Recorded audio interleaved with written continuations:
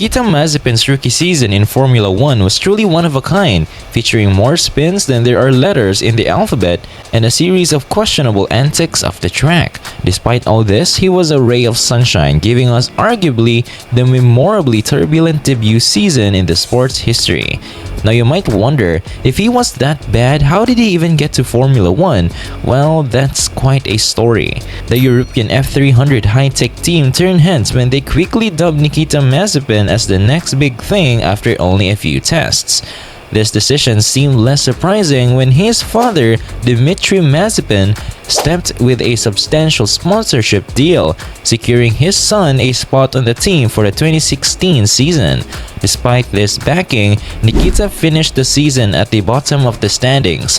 However, they say the second season is where you find your stride, and true to form, Nikita showed some improvement, earning 3 podiums in Belgium and Austria, though he only ended up 10th in the championship standings.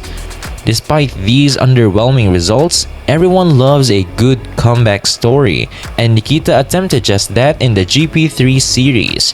He finished an impressive second overall and stood atop the podium 4 times that season, yet his foray into F2 in 2019 was a debacle, finishing 18th while his teammate Nick De Vries clinched the championship.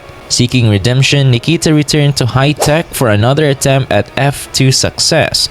After a mixed season, he finally broke through in Hungary, securing his first F2 podium, and then went on to clinch his first victory at Silverstone. The drama escalated at Spa, where penalties, conflicts, and a few more podiums unfolded, leading Nikita Mazepin to finish the season in 5th place. An improvement, but not enough to win over legions of fans.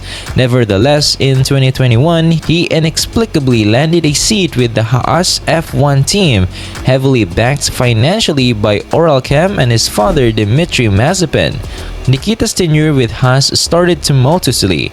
Before he could even race, he faced severe backlash for sexually assaulting an Instagram influencer, nearly costing him his seat.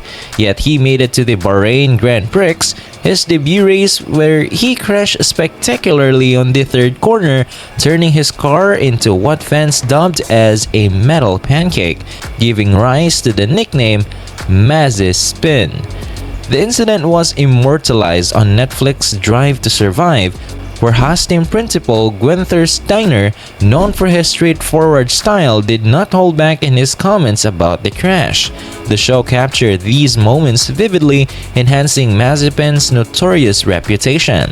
At the Portuguese Grand Prix, Mazepin blocked Sergio Perez, earning further disapproval from the racing community. However, he managed a career-best 14th place finish in the Azerbaijan, which seemed like a small victory amidst a series of mishaps.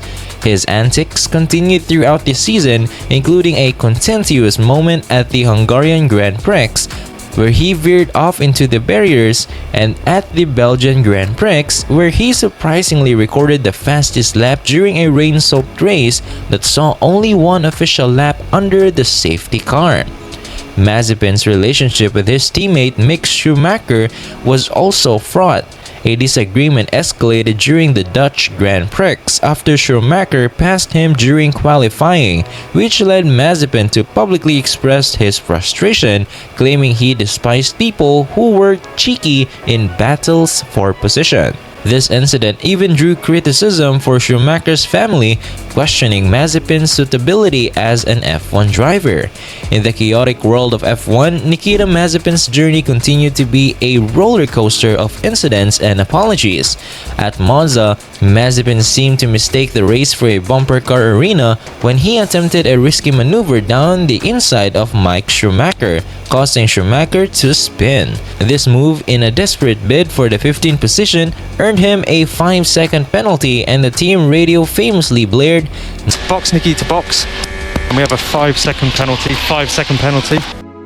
As fate would have it, his race didn't last much longer after that. A power unit issue forced him to retire, with the team instructing him, "Stop the car, Maz, stop the car, we're safe, stop the car." It appeared even the car had reached its limits with the ongoing drama. The tensions within the Haas team seemed on the verge of boiling over, but team principal Gunther Steiner intervened, holding discussions with both drivers and reportedly clearing the air, at least superficially. Despite attempts to dismiss rumors of discord, Schumacher later hinted that not everything was harmonious between them. After that incident at Monza, Mazepin had a moment of clarity, owning up to his mistake, albeit describing it as a typical racing incident. Sometimes you put your nose there and the driver in front has to turn, but you've got half the car there, So yeah, it was my fault. However, his challenges continued. In his home race in Russia, Mazepin was a disappointing 8 seconds off the pace, and during the race, he nearly turned Yuki Tsunoda into a permanent part of his car, earning a black and white flag for unsportsmanlike conduct. Despite these setbacks, he finished a lackluster P8, 2 laps down for the leader and 1 lap behind the rest of the field. The Singapore and Japanese Grand Prix were cancelled, denying fans the chance to witness any potential redemption or further antics from Mazepin. He returned at the Turkish Grand Prix, finishing 20th and 2 laps down. In the subsequent races in the US, Mexico, and Qatar, he consistently finished last among the running cars, though he managed to complete the races. In a surprising turn of events at the Lagos Grand Prix, Mazepin outperformed Mick Schumacher, finishing in P7 and momentarily stealing the spotlight from Lewis Hamilton's impressive win. It appeared he might be turning a new leaf, showing promise of finally scoring points. However, this glimmer of hope was short-lived as he did not finish at Jeddah and missed the Abu Dhabi Grand Prix due to health reasons. Nikita Mazepin's debut season in Formula 1 fizzled out much like it began, with both he and teammate Mike Schumacher floundering.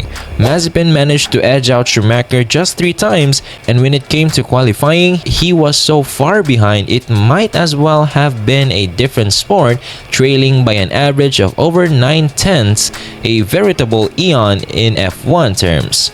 Mid-season, Mazepin complained that his chassis was a tad heavier than Mike's. After throwing some cash at the problem, a new chassis magically appeared, but it was more like slapping a band-aid on a gushing wound than a real fix.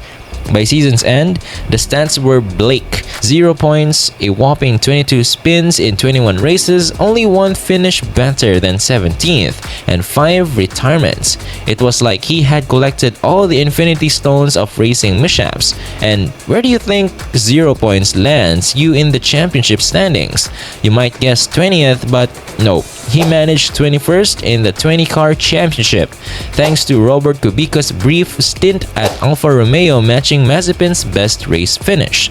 The real kicker came with the season's poetic yet murky conclusion. On February 24th, amidst the backdrop of Russia's invasion of Ukraine, Haas decided to part ways with both Mazepin and their title sponsor Uralchem, scrubbing the car clean of any branding reminiscent of the Russian flag. Just days later, Mazepin was officially out and Haas announced Kevin Magnussen as his replacement, a move that was undoubtedly an upgrade. Mazepin claimed that FIA had cleared him to race as a neutral athlete, but Steiner seemed to remember things differently, and the end result was still Mazepin's exit. Now, while we all appreciate a good worst rookie season story, sorry Nikita, but maybe he should have spent some time watching how to beat Lewis Hamilton videos instead. And that concludes this video. If you like this video, make sure to give a thumbs up and subscribe for future updates. Until next time.